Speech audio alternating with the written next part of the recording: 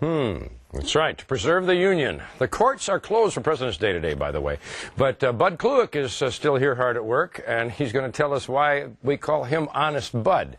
You know, am I going to see your picture on the $5 bill here one of these days? I'm not looking forward to that. No, instead of Abe's? Not very likely, no. Well, we are going to talk about these similarities. We're going to talk something about the connection that you have to a couple of great men.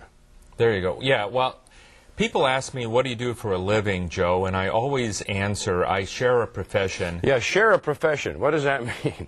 I share a profession with Mahatma Gandhi, Nelson Mandela, and Abraham Lincoln.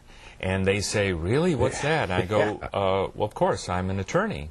Ah, yes. Well, I didn't know that. You know, I know they're all great men, as is yourself, of course. Well, but I didn't realize they were all attorneys. They aren't known for being attorneys. Well, they all were practicing attorney. Yeah. I actually had some connection with Nelson Mandela recently because, if you recall, last fall, Joe, I was in South Africa for a while, and we actually got to see the cell that Mandela was kept in on Robben Island for 25 years. It's a 6x5 little cell, no running water, and they slept on boards, really, with just blankets, no mattresses. He was there for 25 years. Yeah. So obviously, if you're a prisoner for 25 years, there's not a lot of time for you to be practicing law. Lincoln, on the other hand, that was his gig. That was his job, was being an attorney for the bulk of his adult life.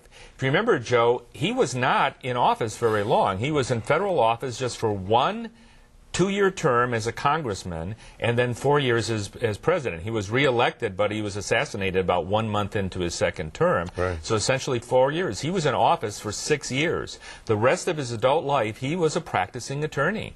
Yeah, but of course we always think of him as president, but knowing he's an attorney. But Mahatma Gandhi and Nelson Mandela are not thought of as attorneys. But there's a connection there. Obviously, was the law, since you know a lot about Abraham Lincoln, the law certainly was practiced differently in those days. Well, they weren't the specialties. They were generalist, and that's a big difference. Now, of course, we have specialties. In fact, the Bar Association, as we discuss from time to time, has what's known as certified specialties. So they actually go through this program where you take a second bar exam, Joe, and you have to show that you've done so many kinds of this kind of trial and so many of this kind of trial and so much continuing education, and you become a quote-unquote certified specialist, like I'm a certified specialist in family law. Family law. Back in the day, they were generalists. Lincoln and his partners were attorneys of record on more than 5,000 cases, Joe.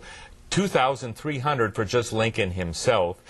They took more than 1,000 cases to jury trial, and they were cases of including some murder cases, but they also did civil law like debt and mortgage foreclosure, sound familiar nowadays, and real estate law.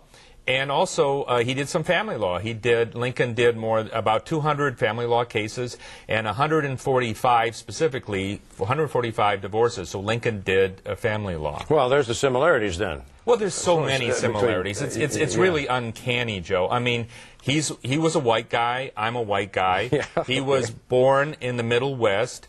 The middle of the United States. He was born in Kentucky and raised in Illinois. I was born in Michigan. He was in his 50s when he was president. I am in my 50s. He was president. I was president. He was president of the United States of America. I was president of the Santee Chamber of Commerce. Well, there you go. And the Bar Association in East County. And so he was right. He had a beard. I had a beard. You have a beard. He was born in a log cabin. I had Lincoln Logs when I was a little kid. boy. Boy, it just goes on and on. And his nickname, Abe, A-B-E, has 3 letters in it, and my nickname, Bud, B-U-D, has 3 letters in it. That's right. So there you go. It just never ends. To honor the 16th president, I think you all should call me Honest Bud for the rest of the morning. Well, I don't see why not. There you go. Yeah, we can continue this all Honest day, Bud. but for more information, go to Statiga6.com. So, Honest Abe, Honest Bud. You know where to go. All right?